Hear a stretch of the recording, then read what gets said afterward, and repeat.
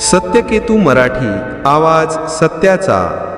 आज या ठिकाणी राष्ट्रवादी काँग्रेस पक्षाकडून या विशेष पत्रकार परिषदेचं नियोजन यासाठीच करण्यात आलेलं आहे की परभणी महानगरपालिकेच्या निवडणुकीमध्ये राष्ट्रवादी काँग्रेस पक्ष आणि राष्ट्रवादी काँग्रेस पक्ष शरदचंद्र पवार गट हे निवडणुकीला सामोरे जाणार। त्याची घोषणा थोड्या वेळाने अधिकृतपणे कुठल्या वार्डातून किती जागा असतील ते आमची या पत्रकार परिषदेच्या नंतर फौजियाताईसोबत बैठक होईल आणि त्या बैठकीच्या नंतर आम्ही कुठला पक्ष लढतोय याबाबतचा अंतिम निर्णय आपल्याला सांगू।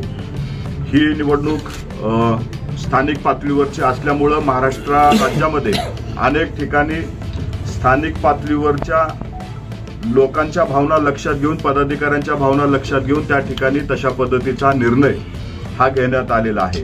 राज्यामध्ये आम्ही महायुतीमध्ये जरी सामील असलो तरी स्थानिक पातळीवरच्या पदाधिकाऱ्याला जास्तीत जास्त न्याय देता यावा यासाठी पदाधिकाऱ्यांच्या भावना लक्षात घेऊन काही ठिकाणी युतीमध्ये आम्ही आहोत, काही ठिकाणी मैत्रीपूर्ण लढत होते आणि काही ठिकाणी आम्ही पवार साहेबांच्या पक्षासोबत या ठिकाणी निवडणुकीला सामोरे जातोय। ही निवडणुकीला सामोरे जात असताना आम्ही आमच्या पदाधिकाऱ्याला जास्तीत जास्त न्याय भेटावा या उद्देशानेच हा निर्णय घेतलेला आहे। या निर्णयामुळे कुठेही राज्यामध्ये जी महायुती आहे त्याच्यामध्ये कुठेही परिणाम होणार नाही, कारण प्रत्येक पक्षाने ही निवडणूक लढत असताना किंवा निवडणुकीला सामोरे जात असताना स्थानिक पातळीवरच्या ॲडजस्टमेंट बघून त्या ठिकाणी आघाडी आणि युती केलेली आहे।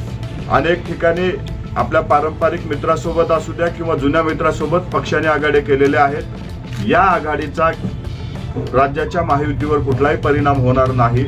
ही आघाडी फक्त स्थानिक पातळीवरती असून पदाधिकाऱ्यांच्या भावना लक्षात घेऊन केली गेलेली आघाडी आहे।